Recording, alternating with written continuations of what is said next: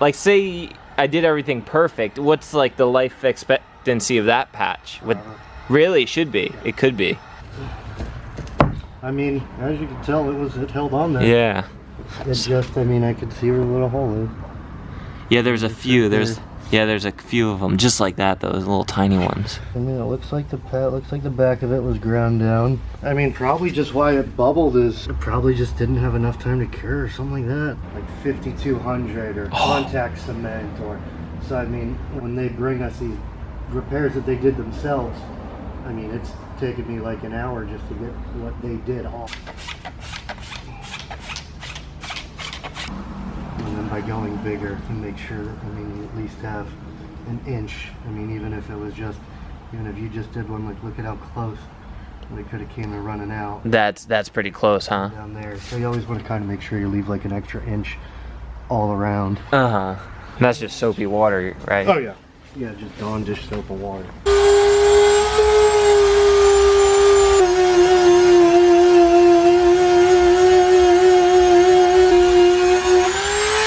And that's just like a stone tip or something? Mm-hmm. But sandpaper would work, right? Oh yeah.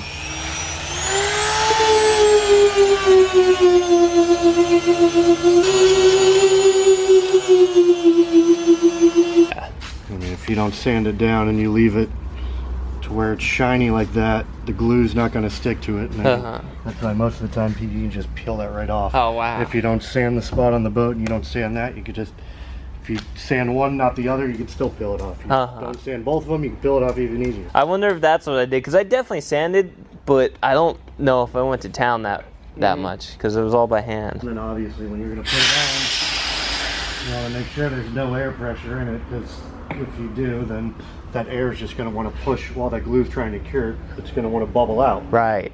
So you want to do it deflated, no pressure, so that glue, once you put the glue on the boat and once you put the glue on the back of the patch, those two like bind in those holes that you had. Yeah. Now, is it like low pressure like this? Oh yeah. Like, so it can still be inflated a little, but just there's no pressure in it. Yeah, I gotcha.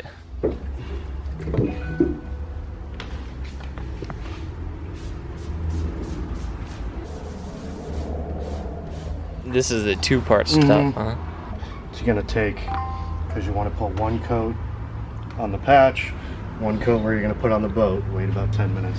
Put another coat on the patch, another coat on the boat, wait about 5 minutes, put them together. Same thing with this. You want to put one coat on the boat, wait, one coat on, one coat on. So I'm using the rest of it, so there was only about a quarter left in here. There's only about a quarter left in there. And then another mistake that a lot of people make is they'll take your regular brush, dip it in, they'll just glob it on.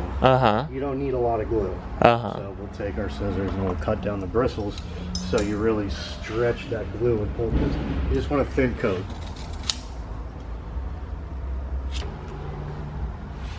Oh yeah, that's another thing I wasn't really, I was kind of globbing it on. Yeah, a little goes a long way. Now, does temperature and humidity have a lot to do with it, or? 100%. So what's the keys there? You want to really, with Hypalon, you want to keep your humidity like under 70%. Okay. Now we're at 61. So And then if it wasn't, like say it said 75, what would you do? We'd pull it inside. And just shut the doors? Yes, yeah, I definitely had some globs on there. And with any of the excess glue, after it cures, you can take acetone and get that extra glue off the next day. Yeah, okay. Otherwise it'll turn some mustard yellow. That's great with cutting the bristles off. You can really pull it through. Yeah, that's where a lot of people go wrong.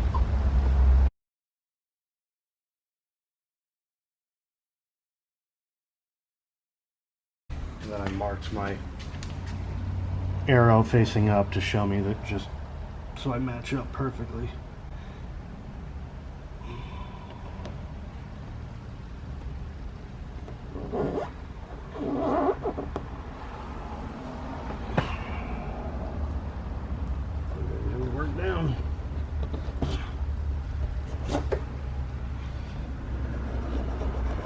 I was using like a freaking coconut jar, coconut oil jar. What's that thing called? I think the owner just goes, he's had it for years. He just calls it a bone. What if you see how? Yeah, it's already. Jeez. You should be able to not even lift any corners in there. And just really make sure that you just get that glue to get in those holes where your leaks were. And then just let that cure. And then, I mean, you can even take this tool and save yourself some time.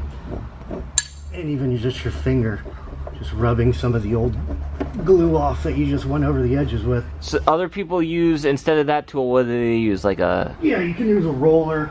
I mean, you can even use like one of these dull, like paint scrapers. Just to scrape it out. Just to really, yeah, just. I mean, pretty much just whatever you have available is not going to cut the material.